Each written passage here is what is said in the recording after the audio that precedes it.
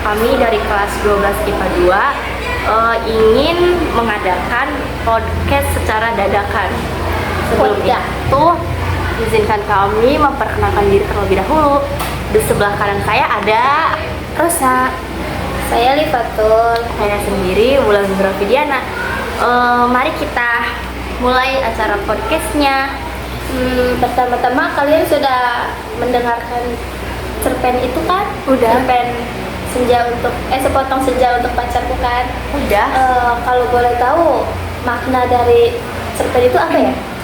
Jadi makna dari senja dalam cerpen itu menjadi simbol cintanya yang indah namun rapuh. Senja juga menggambarkan keindahan yang sementara, mencerminkan perasaan tokoh yang dalam, namun tidak dapat bertahan selamanya, seperti halnya senja yang akan segera tenggelam gitu. Sangat dalam banget ya maknanya. Iya, jadi tuh kayak maknanya apa ya? Kayak apa sih, kayak ininya tuh effort cowoknya betul bener-bener gede buat si ininya, buat si ceweknya, sampai senja aja bisa Diambilin. Iya. Senja apa diambilin, apalagi kamu. Saking tulusnya. Iya. Terus kan udah ini ya, udah tahu maknanya tuh, kayak udah dalam lah maknanya. Terus bagaimana tokoh dalam cerpen itu kayak mewujudin pengorbanannya gitu. Maksudnya Kayak mewujudin pengorbanannya dalam cinta tuh gimana? Kayak apa ya, ekspektasinya tuh mewujudin ekspektasi pengorbanan cinta gitu. kayaknya sih si pemeran yang cowoknya ini tuh apa ya, kayak nggambarin senja kan sebagai apa ya, sebagai kayak suasana yang indah kan. Terus kayak apa sih, kayak seperti cowoknya tuh kayak mengekspektasikan kalau si ceweknya itu kayak senja, jadi tuh kayak si senja ini kayak bisa dipotong jadi beberapa bagian. Terus kalau semisal dia ingin mengambil salah satu potong itu, kayak apa sih, si senja ini tuh bisa dimasukin kemana aja, jadi kayak si ceweknya ini tuh ikut kemana-mana pria itu pergi, kayak gitu sih menurut Iya, aku. Kayak ekspektasi banget ya, Kayak si senja tuh, pengorbanannya tuh. iya, kayak si ceweknya tuh ikut ke mana-mana pria pergi tuh, kayak misal pria kesini dia ikut kesini gitu, jadi kayak selalu barengan. Kan udah tuh ya itu pengorbanannya. Untuk kayak ini apa namanya, perbedaan sudut pandang antara Sukab dan Aliana Alina tuh gimana perbedaan sudut pandangnya tuh? Jadi perbedaan sudut pandang Sukab dan Alina itu apa ya, memandang senja sebagai sesuatu yang bisa dimiliki gitu, dan diberikan sebagai ungkapan cinta. Sementara Alina bingung dengan tindakan Sukab karena senja adalah sesuatu yang tidak bisa dimiliki secara fisik gitu. Berarti kayak Jadi tuh kayak si senja kan bukan manusia gitu kan, tapi kayak si cowoknya tuh berekspektasi kalau si senja ini apa ya, sesuatu yang bisa dimiliki, tapi kan padahal kan bukan. Karena senja kan bukan orang yang kayak ada bentuknya gitu. kayak pengorbanannya gitu banget, eprot. Cowok tuh si eprot banget guys. Terus kayak kan itu tuh senja gitu. Kalau pengaruh latar belakang suasana dalam cerpen itu tuh apa? Ya? Latarnya kayak senja yang indah dan magis menambah suasana suasana Melankolis. Oh iya, melankolis dan romantis gitu. Namun juga menciptakan ketegangan saat keindahan itu dirusak oleh tindakan Sukab.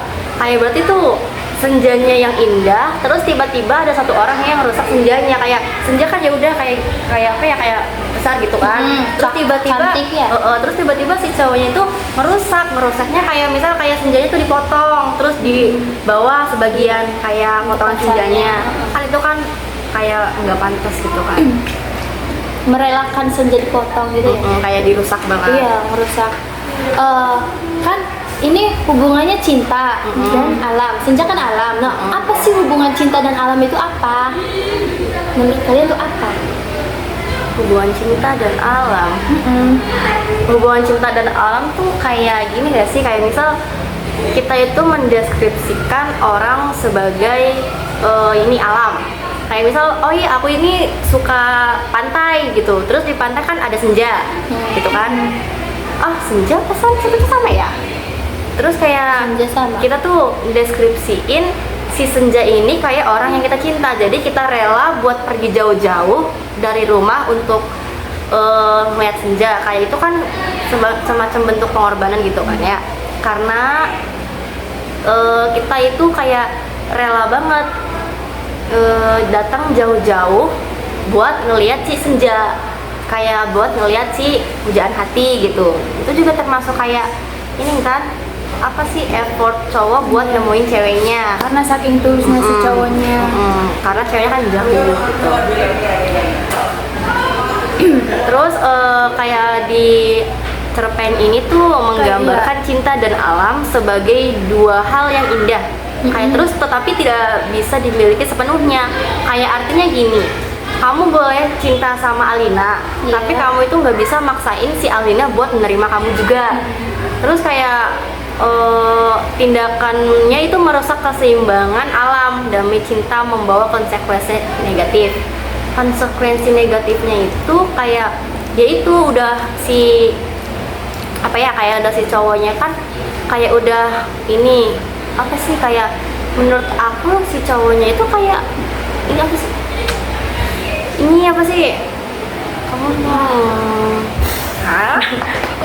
apa ya, kalau ini apa sih, obses. Karena terlalu obses jadi membawa dia dampaknya kan kayak negatif banget.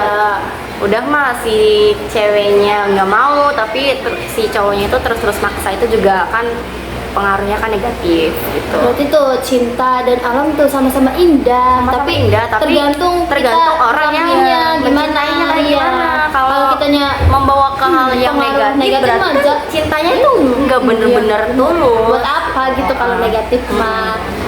Terus juga kalau alam dirusak kan jelek juga sama halnya kayak misal si pemeran cowoknya ini suka sama senja, sama si wanita, tapi saking terobsesnya sama kecantikan si senja ini, si wanita ini, si cowoknya itu malah merusak. Kayak malah merusaknya dalam segi misal senjanya dipotong, sama aja kayak dia juga ngerusak ini perempuannya gitu. Kalau boleh tahu tuh udah ada nilai yang tergandung dalam cerpen tersebut tuh apa? Nilai yang apa gitu? Kan maknanya dalam banget. Kalau nilainya tuh gimana? Silakan.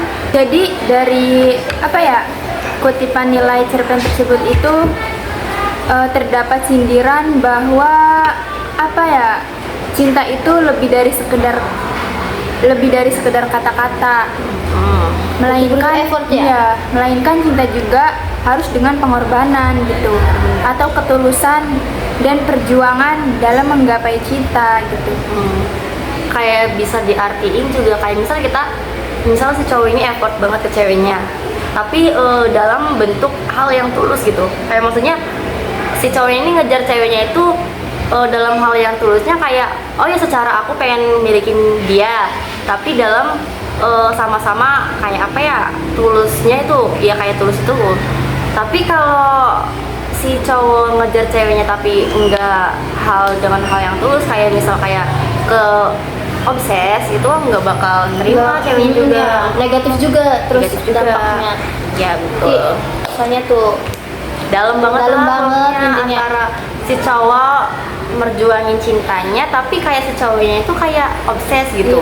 Berarti ini bisa dianggap dalam artian cowoknya tuh effort banget gitu Effort ya? banget sampai dia aja kayak bisa motong senja gitu kan. Terus dia ngerelain masuk gorong-gorong gitu kan demi ceweknya. Terus juga dikejar-kejar polisi.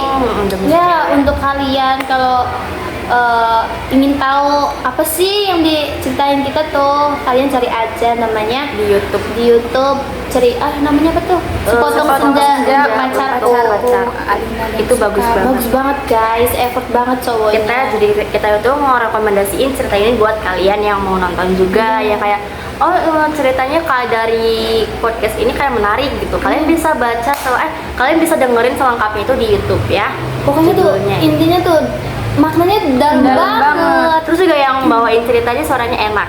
Heeh, suaranya lembut banget. Dibikin Dijamin sleep call juga. Iya, dijamin kalian pasti tiduran. Iya. Kayak Bayang-bayang sama suaranya. iya benar. Kayaknya cukup podcast kita hari ini. Ya, udah Cukup dibahas semua ya. Oke. Segitu saja dari Kelompok kami dari podcast dadakan kami ini, kurang lebihnya mohon maaf. Bila ya taufiq wal hidayah. Wassalamualaikum warahmatullahi wabarakatuh. Bye bye.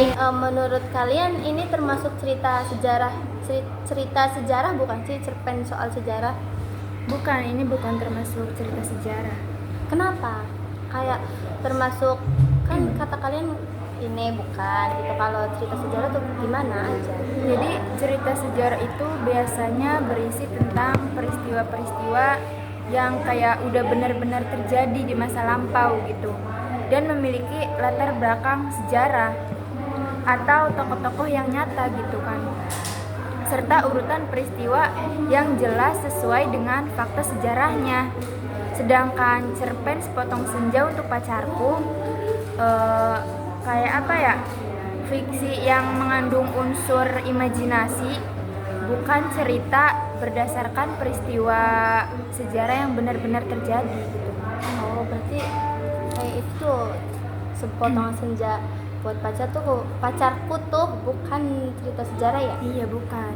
Terus kalau itu kan menurut kalian bukan. Nah, kalau bukan tunjukin dong buktinya tuh kayak apa aja gitu.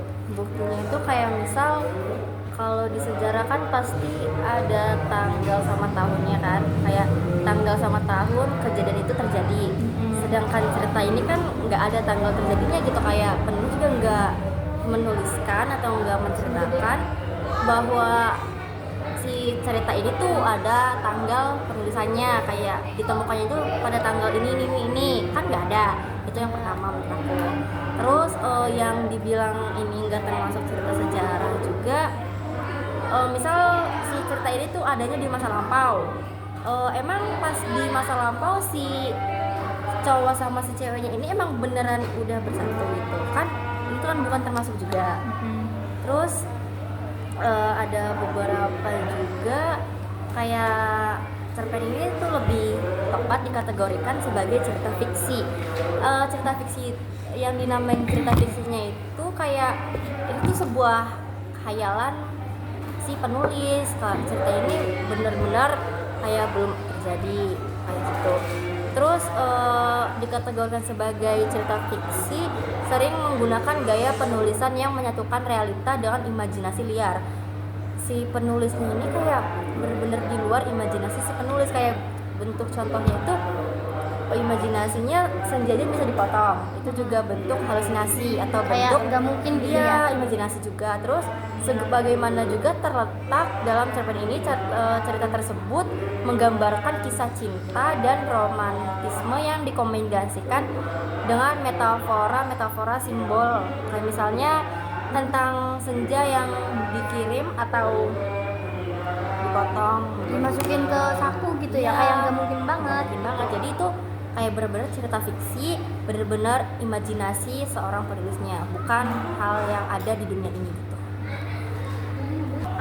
Jadi udah jelas ya kalau cerpen ini itu bukan termasuk cerita sejarah. Terus juga si cerita ini itu hanyalah sebuah imajinasi seorang penulis. Ya. Terus juga cerpen ini tuh cuma hayalan si penulis, bahwa cerita mereka itu, cerita dia itu kayak benar-benar bisa menjadi angan-angan kita. Jadi kesimpulannya dari cerita ini tuh, ini cerita yang termasuk teks cerita fiksi. Kenapa dia fiksi? Karena itu salah satunya.